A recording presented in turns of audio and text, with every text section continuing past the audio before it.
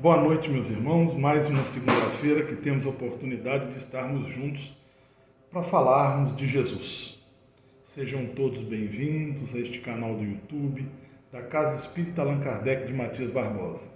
Hoje temos o prazer de receber nosso irmão Elvésio, do Centro Espírita Dom Pedro, que vai falar para nós sobre prosperidade legítima.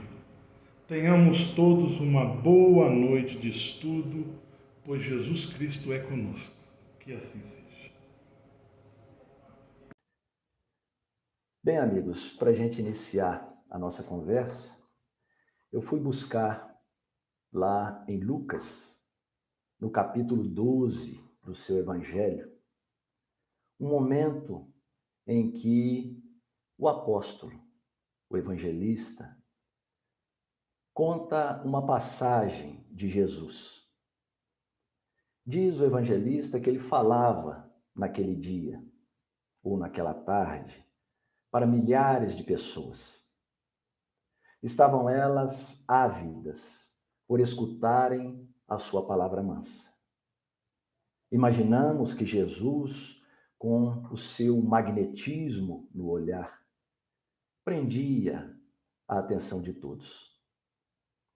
Então, de repente, no meio da turba, um homem se levantou e disse: Mestre, dize a meu irmão que divida comigo a herança que nos tocou. O silêncio deve ter sido geral. As pessoas deveriam olhar para Jesus, olhar para aquele homem, aguardavam, naquele momento, a palavra do Mestre.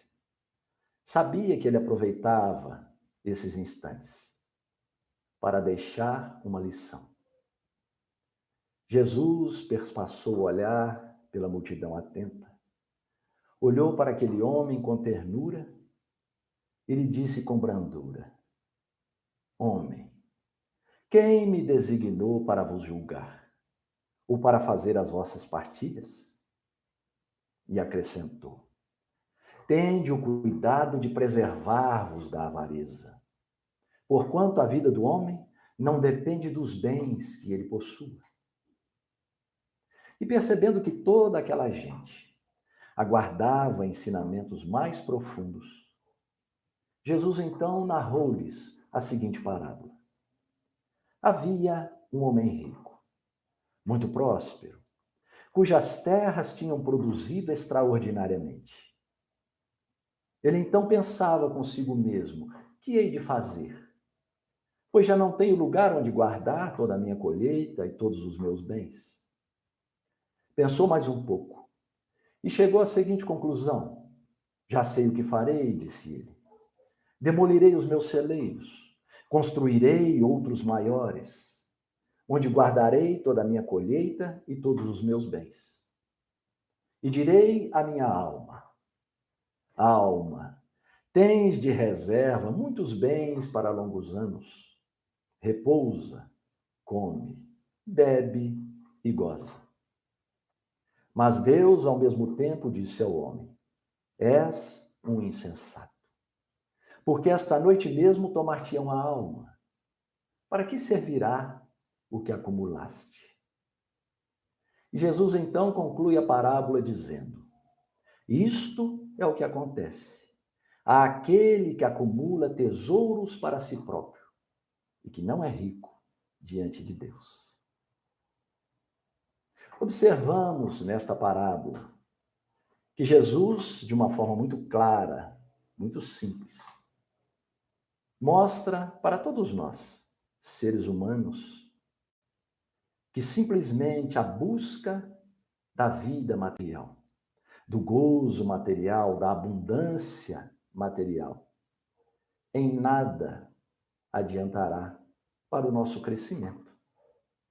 Naturalmente, nós compreendemos que as conquistas espirituais devem ser mais importantes. O Espiritismo nos ensina que nós somos seres espirituais, somos seres imortais, que evoluímos constantemente, ou seja, amadurecemos, adquirimos experiência, conhecimento, através das reencarnações sucessivas. Por isso mesmo, nós vamos aprendendo que a real propriedade do ser humano são as conquistas morais. Mas isso nós veremos ao longo da nossa conversa, mais detalhadamente. É importante sabermos, e nós sabemos, a maioria de nós sabe, que Jesus muitas vezes se utilizava das parábolas para deixar um ensinamento. As parábolas nada mais são do que pequenas histórias que Jesus, com a sua didática inigualável, criava com base na vida daquele povo, na sua rotina cotidiana, nos seus costumes. E compilando aquela parábola, uma pequena história, facilitava o entendimento com comparações daquilo que eles conheciam. Mas inseria nessas parábolas determinados ensinamentos que nem sempre eram compreendidos por todos. Podemos chamar de ensinamentos velados, em que, particularmente para os discípulos, Jesus explicava, pormenorizava, detalhava. Eles então compreendiam. Mas a grande maioria do povo, a imensa maioria, a quase totalidade, não conseguia compreender. Mas por que Jesus fazia isso? Para ele preservar a maioria das pessoas. Porque ao compreender os ensinos, poderiam ter aquele impulso de querer agir conforme falava, conforme ensinava. Mas, naturalmente, a humanidade daquela época ainda não estava amadurecida espiritualmente suficientemente para praticar. Muitos, então, iriam perder a oportunidade reencarnatória se tentassem dar um salto maior do que a capacidade. A evolução é um processo gradativo. Nós não conseguimos, numa única encarnação, fazer uma completa mudança na nossa personalidade, no nosso caráter. É preciso mudar pouco a pouco. É preciso primeiro domar as más inclinações. E Allan Kardec exemplificou ou textualizou isso de uma forma muito clara, quando ele disse que o verdadeiro espírito é aquele que luta para domar as suas más inclinações. O que é então domar essas inclinações? É procurar agir de forma coerente. É tentar vencer um impulso negativo, uma ação malfazeja, para depois, então, começarmos a praticar o bem, a agir de uma forma mais cristã. E assim, repetindo várias e várias vezes, nós vamos acostumando com a boa conduta, até chegar ao ponto em que possamos agir de uma forma espontânea. Isto é o processo de evolução, é o processo natural. Não podemos violar a nossa condição. Como disse o próprio Allan Kardec, a natureza não dá saltos. Por isso, Jesus coloca os ensinamentos de uma forma velada, para esperar o amadurecimento da humanidade. Porque ele não falava para aquele povo naquela época. Jesus falava para a humanidade de todas as épocas. Era preciso aguardar o amadurecimento espiritual, para que pudéssemos chegar a um ponto de compreensão daquilo que ele realmente queria divulgar. Hoje o Espiritismo nos de uma forma clara. Nos aponta que o Evangelho é um repositório de grandes revelações. Mas, ao longo dos anos, ao longo dos séculos, o ser humano, na sua sede de poder, na sua ânsia de dominação, desviou as palavras do Cristo do seu sentido correto. Deturpou-as, criou uma série de aparatos externos para que assim pudesse dominar as mentes ao longo dos séculos. Criou-se rituais, dogmas, manifestações de louvor, de glórias, pagamento do dízimo, a busca dos milagres, os aparatos, as vestimentas, o uso de velas, de incensos, de obrigações religiosas, em que o indivíduo passou a acreditar que bastaria cumprir essas obrigações impostas pela religião para que estivesse plenamente satisfeita a sua crença cristã. Em razão de tudo isso, o ponto basilar dos preceitos do Cristo, o amor a Deus sobre todas as coisas e ao próximo como a si mesmo, foi relegado a segundo plano. Esse roteiro deixado por Jesus é para ser colocado na nossa vida prática, no dia a dia. É um roteiro de vida. Porque quando se procura amar ao próximo como a si mesmo, cria-se o respeito, a compreensão de que devemos fazer aos outros exatamente aquilo que gostaríamos que os outros nos fizessem. Mas essa ideia ficou tão forte em nós, e eu falo em nós porque nós somos esses mesmos espíritos que estamos nessa jornada evolutiva através das reencarnações, vivendo no seio das religiões tradicionais há muitos séculos. Isso está muito forte ainda dentro de nós. Aquela ideia criada de locais sagrados, de casa de Deus, de templo, de recolhimento, ela ficou ainda tão forte que até nos dias atuais vemos como o comportamento das pessoas são diferentes, dentro ou fora de um templo religioso, de uma igreja e até mesmo de uma casa espírita.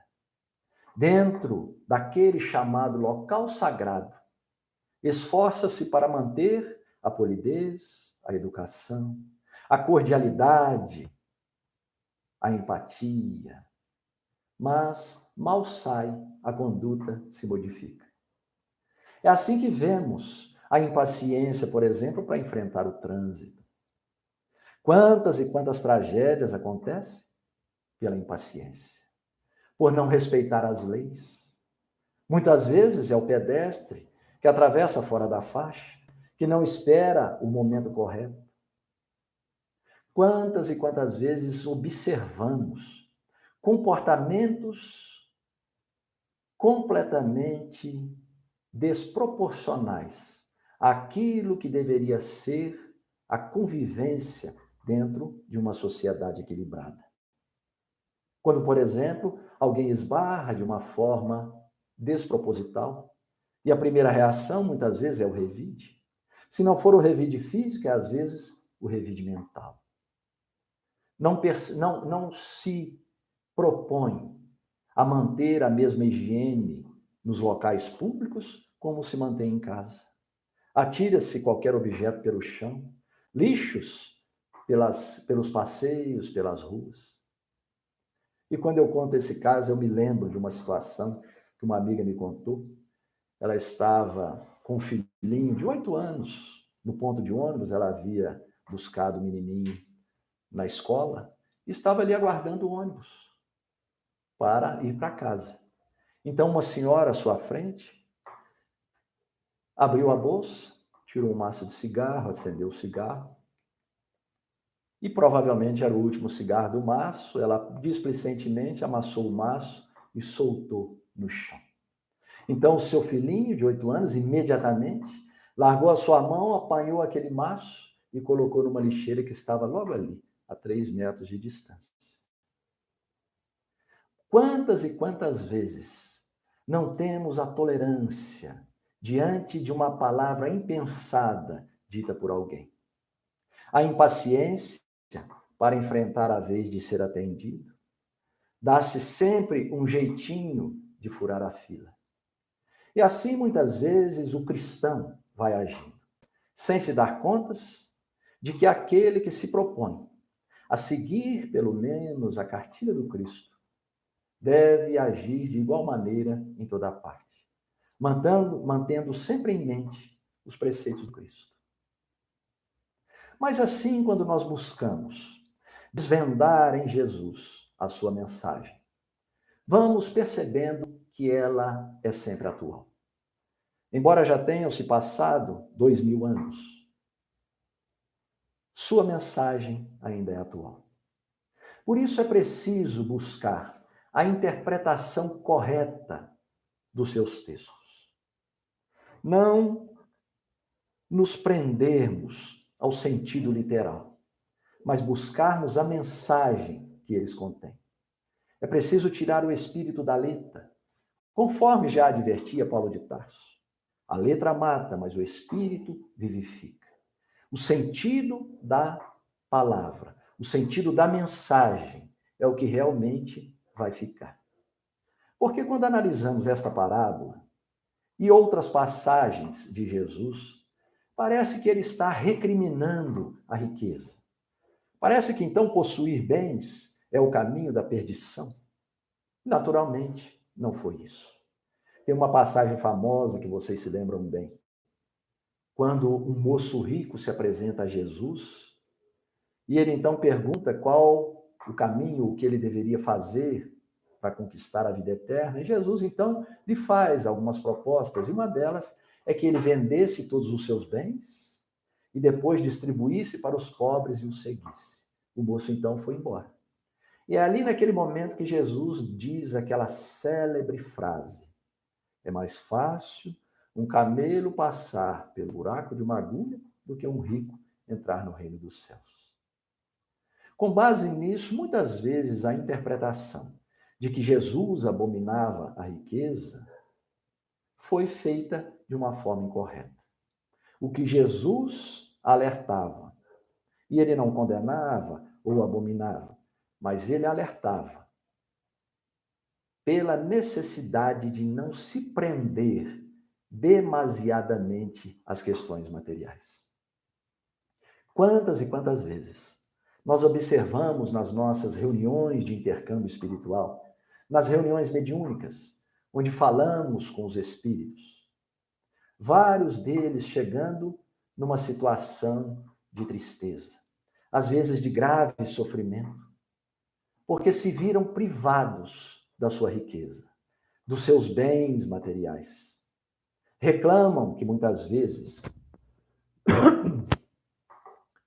os herdeiros estão dissipando os seus bens, e isso gera para eles um sofrimento, uma intranquilidade. E é exatamente esse sofrimento que Jesus, no seu ensino, gostaria de evitar. É o apego exagerado. Utilizar os bens materiais não tem nada de mais. A riqueza é neutra. O uso que se faz dela é que vai determinar se ela é boa ou ruim, se ela será um tipo de benefício ou um tipo de prejuízo para aquele que dela se utilizar. Por isso, a prosperidade deve alcançar um sentido mais amplo, mais profundo. A prosperidade não pode ser só como a definição do dicionário, que diz que próspero é o indivíduo ditoso, venturoso, bem-sucedido, afortunado. A prosperidade deve ir além.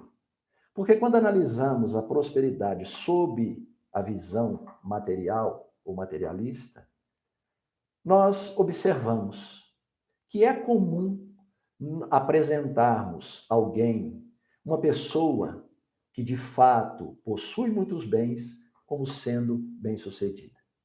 Se o indivíduo possui muitos bens, ele é tido como próspero. Ah, como prosperou na vida. O indivíduo não tinha nada, trabalhou, ou usou os meios que ele achou que deveria usar para alcançar a sua riqueza, então, naturalmente, é um indivíduo próspero. Muitas vezes, homenageado, sem se levar em conta se, de fato, os caminhos que ele se utilizou para alcançar a sua riqueza foram caminhos lícitos. A verdadeira prosperidade, ela tem que estar baseada na licitude. Não pode haver prejuízo para outros. Não pode haver aquele famoso jeitinho de levar vantagem, porque isso está muito forte ainda na nossa cultura. Acreditar que nos negócios, para que possamos ganhar, o outro tenha que perder. E eu me lembro de uma ocasião que uma pessoa me contava uma situação vivenciada que vem ilustrar muito bem isso. O indivíduo me contava que mora em um sítio, na época um filho de 26 anos, e que esse filho gostava muito de criar cavalos. Então, estava sempre negociando. Compra cavalo, vende cavalo, cria cavalo, vende cavalo.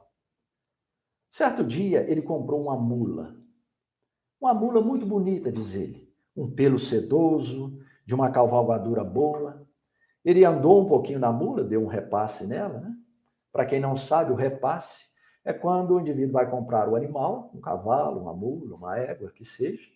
Ele então dá uma voltinha, coloca o arreio, dá uma voltinha, para ele sentir como é a cavalgadura do animal, como é o trote do animal. E ele gostou tanto da mula que comprou, pagou à vista, levou para o curral. No dia seguinte, levantou cedo, todo animado, colocou o arreio na mula e saiu pelo pasto. Mas depois de uns 10 minutos que a mula cavalgou, em determinado local ela parou. Estancou mesmo, empacou, como dizem no jargão popular. E vocês sabem, né? Mula quando empaca não tem jeito. Parece que ela afunda os pés na terra e não anda. E ele não sabia o que fazia, a mula não andava, teve que vir puxando o animal até o curral. No dia seguinte, levantou de novo, fez o mesmo procedimento, arriou a mula e fez um novo caminho com ela. Só que no caminho oposto, porque ele imaginou, talvez por aquele lugar do pasto, ela tenha visto alguma coisa, se assustado com alguma coisa. Mas depois de mais ou menos uns 10 a 15 minutos de cavalgada, a mula novamente empacou. E assim aconteceu durante vários dias. Ele pediu ao empregado que fizesse a mesma coisa, chegaram à conclusão. Depois de mais ou menos 10 ou 15 minutos, a mula empacava. Ou seja, a mula era muito bonita, era um animal saudável, mas não servia para nada, porque ela não cavalgava, não andava, era preguiçosa. E aí conversou com o pai dele, esse que me contava o assunto. E esse então falou para o filho: o jeito é vender. Mas como eu vou vender, pai? Uma mula que empaca? Quem vai querer comprar? E aí ele, sabiamente, espertamente, como bom brasileiro, falou: o negócio é o seguinte, você não vai dizer que a mula empaca. Você precisa recuperar o dinheiro que pagou. Então você tem que passar a manta em outro.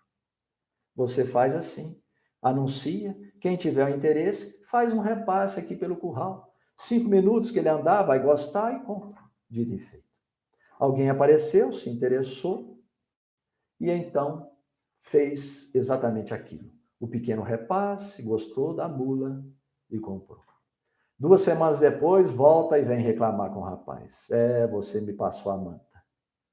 E esse então me contava, sorrindo, feliz, porque havia feito um bom negócio.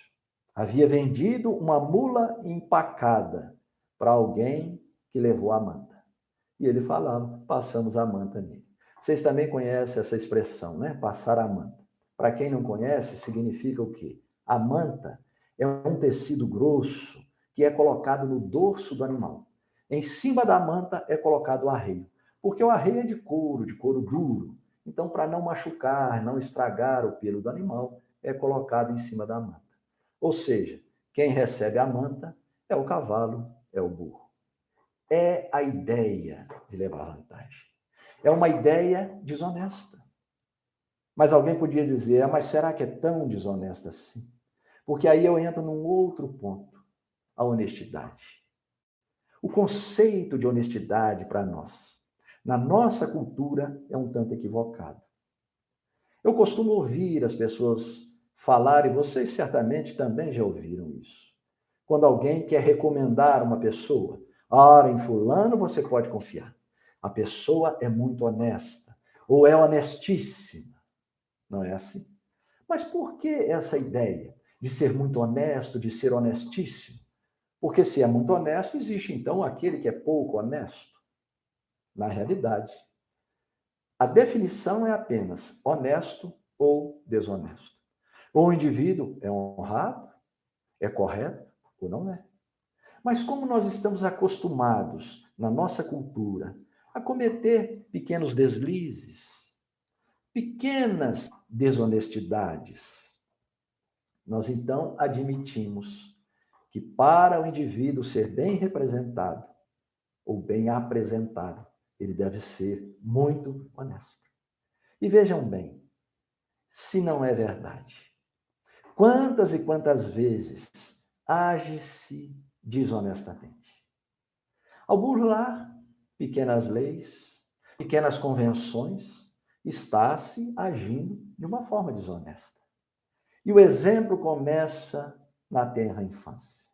Quantas e quantas vezes observamos pessoas, mães ou pais, atravessando com as criancinhas fora do sinal, ou com o sinal aberto para os carros, ainda dão aquela corridinha. É a ideia de ensinar a criança que pequenos deslizes são permitidos, que a lei existe, que o sinal está ali, mas pode se burlar um pouquinho. A ideia da corrupção começa em tenra idade. Quantas e quantas vezes os pais corrompem os filhinhos dentro de casa?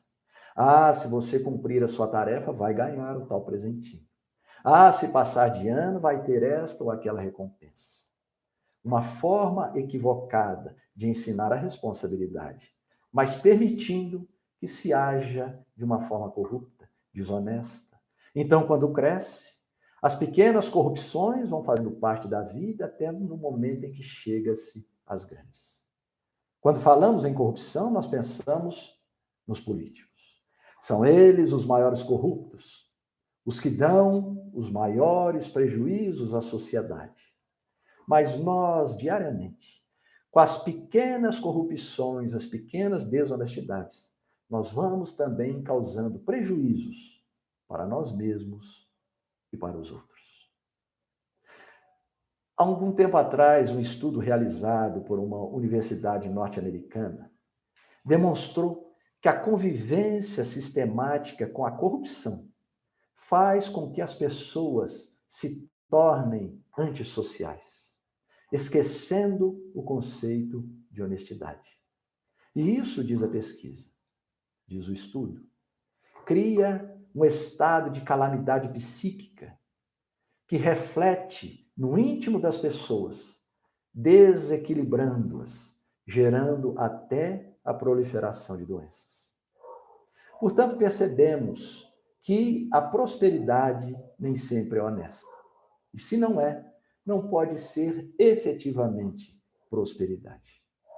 A prosperidade legítima é aquela embasada no trabalho e na honestidade. E o trabalho honesto gera consequências positivas. Aquele que trabalha tem o direito de usufruir dos frutos do seu trabalho. Aquele que trabalha tem o direito de adquirir bens, propriedades. Tem o direito de guardar, de poupar, se quiser, de gastar, de fazer o que quiser. O trabalho é uma condição natural do ser humano. Allan Kardec estudou a lei do trabalho. Lá no Livro dos Espíritos, detalhou. E ele mostra que tudo aquilo que o homem junta por meio do trabalho honesto se constitui legítima propriedade sua, que ele tem o direito de preservar e de defender. Porque, diz ele, é um direito tão natural quanto o direito de trabalhar e de viver. É o direito à propriedade. E mais à frente, na questão 884, ainda do Livro dos Espíritos, Allan Kardec pergunta qual o caráter, ou seja, qual o sentido da legítima propriedade. E os Espíritos respondem: propriedade legítima só é a que foi adquirida sem prejuízo de outrem. Então aí, meus amigos, nós entramos num ponto importante da nossa fala. O desafio do cristão moderno, o desafio de todos nós perante a prosperidade. Porque hoje, atualmente, no mundo moderno, com todo o desenvolvimento tecnológico, com todo o progresso intelectual, nós deparamos com inúmeras oportunidades de adquirir, de desenvolver o nosso bem-estar, de melhorar o nosso conforto, a nossa vida material. E isso é perfeitamente natural, compreensível e é justo. O desafio está em alcançarmos o equilíbrio, em não vivermos na ânsia de possuir, na ânsia de querer, de estar sempre sofrendo porque precisa disso ou daquilo. Será que de fato precisa? Eu tenho acostumado nos últimos tempos a pensar antes de comprar. Será que realmente eu estou precisando de determinada coisa? Será que esta coisa será necessária para mim? Vai ser importante? Porque se nós começarmos a indagar sobre isso, daquilo que realmente é necessário, é importante, nós vamos perceber que às vezes nem precisamos de tanto. Mas quantos ainda não sabem agir dessa forma? Se entregam às propagandas, ao apelo do comércio.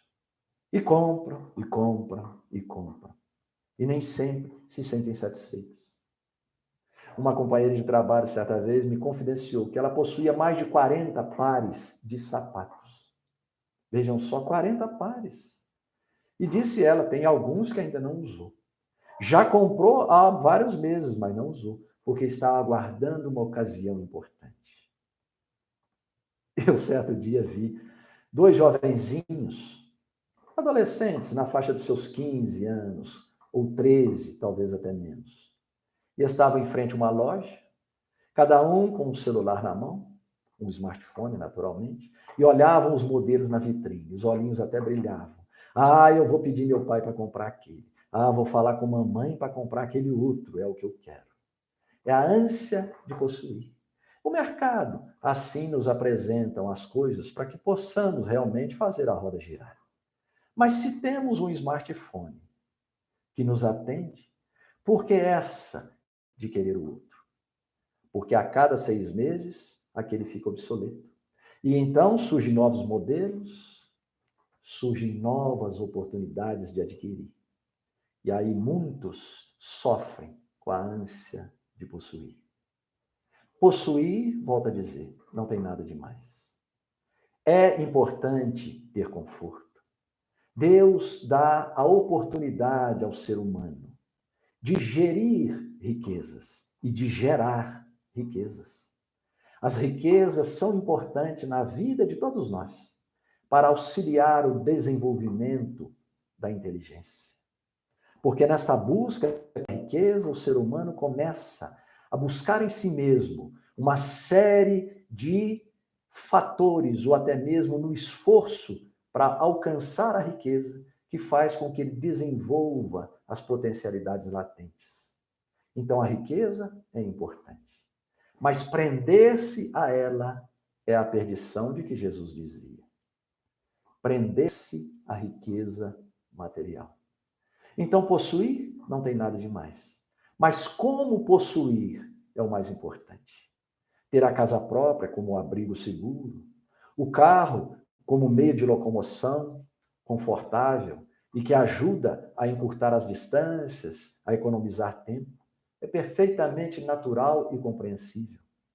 Mas quando o indivíduo faz da sua casa e do seu carro objetos de autoafirmação, buscando sempre a casa mais suntuosa, o carro mais moderno, ele então está ultrapassando o limite do equilíbrio. Da mesma forma, o trabalho. Ter o trabalho é importantíssimo. Me entristece muito saber de pessoas que ficam desempregadas, que não têm como se sustentar, Ou encontrar um sentido para a sua vida, porque o trabalho também é um meio de encontrar um sentido para a vida. O trabalho é importante. Mas viver exclusivamente para o trabalho é ultrapassar o limite do equilíbrio. Como dizia um determinado jornalista, o trabalho espera enquanto você admira e observa o arco-íris. Mas o arco-íris não espera enquanto você está trabalhando. Então é preciso, meus amigos, que nós pensemos muito. Que possamos analisar os reais valores da nossa vida. Quais os objetivos que acalentamos? Será os objetivos permanentes, as conquistas morais? Ou serão apenas os objetivos materiais, fugidios? É importante avaliarmos. Viver no mundo, usufruir do mundo, mas sabendo que nós não somos criaturas do mundo. Que em um momento ou outro da nossa vida seremos chamados para deixar o mundo. Partiremos com aquilo que conquistamos para o mundo espiritual, para a vida espiritual, a vida real, como apontam para nós os espíritos. Então é preciso sim viver, fazer o melhor, trabalhar com ânimo, com amor, cumprir as nossas obrigações, nossos deveres, mas também conquistar os valores espirituais, os valores morais. As virtudes são as maiores riquezas. Só nos desenvolvemos espiritualmente se desenvolvermos virtudes em nós mesmos. Se alcançarmos estas virtudes, é que estaremos progredindo, alcançando a nossa real prosperidade. E qual o melhor lugar para desenvolver virtudes? Toda parte. Mas o lar é sim a melhor escola. É no lar que nós nos reunimos com aqueles que mais necessitam da nossa presença, que mais necessitam da nossa companhia. É no lar que nos reunimos com aqueles com os quais caminhamos juntos há várias encarnações. E nem sempre ainda amamos. Nem sempre ainda sabemos amar. Quantos e quantos lares estão desorganizados? Quantos e quantos lares têm a tragédia, a briga, a violência, porque ainda não aprenderam a se amar? Ah, mas eu não suporto meu irmão. Ah, minha irmã é tão intransigente. Ah, minha mãe não me compreende, meu pai é autoritário. Meu esposo é um carrasco. Minha esposa não me dá trégua. São esses os espíritos que nos ensinam. São estas situações que nos colocam no lugar certo para desenvolver as virtudes. É no lar que vamos desenvolver a paciência, a tolerância, o perdão, a compreensão, a amizade, o amor, é claro. Vamos aprender a elogiar, aprender a servir, a abrir mão, a ceder. É o lar a melhor escola. E muitos podem dizer, mas o meu lar é uma bagunça. Ali não existe harmonia, mas você não está sozinho. Porque a imensa maioria dos lares é assim. Os lares perfeitos só existem no Facebook. Percebam, lá no Facebook todo mundo é amigo. Todos se amam, todos elogiam. Então aprendamos a agir daquela forma dentro do lar. Aprendamos a elogiar, a agradecer, a amar. Desenvolvendo virtudes, nós estaremos de fato prosperando. E o mundo hoje conclama a prosperidade espiritual. Ao contrário do que muitos pensam ou dizem, o mundo hoje vive o seu melhor momento. Podem não acreditar, mas é assim. Porque a evolução é constante. Jamais existe o retrocesso, a regressão. Então, hoje, vivemos o melhor momento. No futuro, teremos momentos melhores. E alguns falam, mas hoje o mundo está muito conturbado. Não, não está. Hoje ama-se muito mais. As pessoas hoje estão mais conscientes da fraternidade, da solidariedade. Quando nós fazemos os trabalhos filantrópicos, os trabalhos de auxílio, percebemos como as pessoas querem contribuir, como as pessoas querem ajudar. Quando lançamos campanhas, como as pessoas contribuem. As pessoas são mais solidárias, sim. As pessoas hoje estão mais espiritualizadas, pensando mais no seu lado espiritual, ao contrário do que muitos pensam. É uma pesquisa mundial lançada recentemente, demonstrando que na população mundial, 84, alguma coisa, mais de 84% das pessoas são ou se preocupam com a sua espiritualidade. Têm uma crença espiritual. Acreditam em Deus, pensam em Deus, alimentam a fé. O último censo do IBGE no Brasil apontou que aqueles que se dizem ateus representam menos de 0,5% da população. Muitos autores, escritores, que querem estimular as pessoas para a conquista do sucesso, até mesmo a conquista da riqueza, não se prendem exclusivamente no acumular ou no ensinar a acumular riquezas, mas falam que é preciso alimentar pensamentos positivos, pensamentos sadios, que é preciso ter fé, que é preciso desenvolver a autoestima, que é preciso se doar. Diz um desses autores que se você quer alcançar o sucesso, a sua prosperidade, aprenda a se doar, a fazer coisas de graça, diz ele.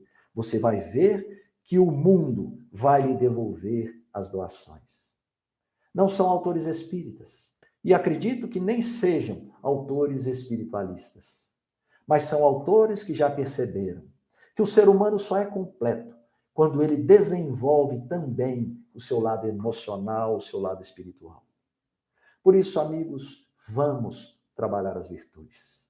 Vamos prosperar espiritualmente, vivendo a vida material, vivendo no mundo material, mas conquistando as nossas virtudes. Vamos focar nelas. Não apenas nas nossas, mas nas virtudes dos outros. Porque se nós aprendermos a destacar virtudes, nós iremos contribuir para que essas virtudes cresçam, se desenvolvam. Quando elogiamos alguém, mostramos que esse alguém está no caminho certo, está fazendo a coisa certa, está tendo a atitude certa, estaremos contribuindo para que ela desenvolva suas virtudes. A pessoa se sente motivada, ela busca, então, desenvolver a si mesma. Aprendamos a nos amar. Quem se ama se valoriza, porque a condição de Jesus de amar ao próximo é amar a si mesmo. Ame ao próximo como a si mesmo. Então é preciso saber nos amar, investir em nós, no nosso comportamento saudável, na higiene, na aquisição de conhecimento, no desenvolvimento intelectual, mas investir na conquista das virtudes, de procurar ser melhor a cada dia do ponto de vista moral, do ponto de vista espiritual. Então estaremos aprendendo a nos amar e, consequentemente, vamos valorizar os outros, amando-os igualmente. Aprendamos a valorizar a própria vida, aquilo que temos, aquilo que possuímos. Passemos a dar valor ao que possuímos. Passemos a dar valor àqueles que convivem conosco. Assim, então, nós viveremos de uma forma mais tranquila, sem aquela ânsia de querer mais e mais, ou de querer o do outro, ou achar que o outro tem mais e que o outro pode mais. Vocês, naturalmente, devem conhecer uma pequena historinha atribuída a Olavo Bilac. Conta-se que Olavo Bilac, o famoso poeta brasileiro, jornalista, carioca, certo dia encontrou com um amigo e esse, então, lhe pediu que ele pudesse redigir o anúncio de um jornal, para um jornal. O amigo queria vender o sítio. E Olavo Bilac conhecia bem aquele sítio, porque ia lá várias vezes. Então o amigo disse: escreva para mim, Bilac. Afinal de contas, você é um poeta, sabe escrever muito bem, e eu tenho certeza que fará um anúncio brilhante. Olavo então pegou uma caneta, um papel, ou um lápis, sei lá, e escreveu mais ou menos assim: vende-se encantadora propriedade, onde cantam os pássaros no extenso arvoredo, cortado por cristalinas e murmurejantes águas de um ribeirão. A casa, banhada pelo sol nascente, oferece a sombra tranquila das tardes na varanda. Um poeta só poderia redigir um anúncio de uma forma poética. Entregou para o amigo, se despediu, alguns dias depois o encontrou e perguntou: e aí? Já tem algum pretendente? Já fizeram proposta? E o outro, então, sorrindo, disse: não, de forma nenhuma, Bilac. Eu desisti da venda, porque quando eu li o anúncio, eu percebi a maravilha que eu tinha. Não vendo por preço algum. É isso aí. Valorizemos o que temos. Deixemos de lado aquela história de que a grama do vizinho é mais verde, mas passemos a olhar a nossa grama da forma como ela deve ser vista. Estamos concluindo a nossa fala. Para finalizar, queremos deixar a conclusão da mensagem, da parábola que Jesus deixou, aquela que narramos no início da nossa conversa. Deixa para nós uma lição bem clara. O homem, o ser humano, é apenas o depositário dos valores transitórios. Não deve fazer deles a finalidade maior da sua vida. Deve utilizá-los também em proveito de outros. Somente assim, meus amigos, é que alcançaremos o sentido da prosperidade legítima. Que todos vocês possam ter uma ótima noite, um ótimo resto de semana, com um brilhante fim de semana. Mantenham-se em casa, tá certo? Mantenham-se reclusos. Sair só mesmo para as ações importantes, ou para as boas ações, ou para aquilo que precisamos fazer para comprar ou adquirir alguma coisa. Mas é preciso que nós meditemos sempre. Busquemos as boas reflexões, as boas leituras. Nesse momento final, eu convido novamente a vocês para unirmos os nossos pensamentos, os nossos desejos e, mais uma vez, conversarmos com Jesus. E assim, meus irmãos, concluímos mais uma segunda-feira de estudos. Muito obrigado pela companhia de todos vocês. Obrigado, nosso irmão Elvésio, pela disponibilidade de sempre. Que tenhamos todos uma boa semana, que possamos manter nossos corações sempre cheios de fé, esperança e caridade, pois Deus é conosco. Fiquemos todos com Deus. Que assim seja.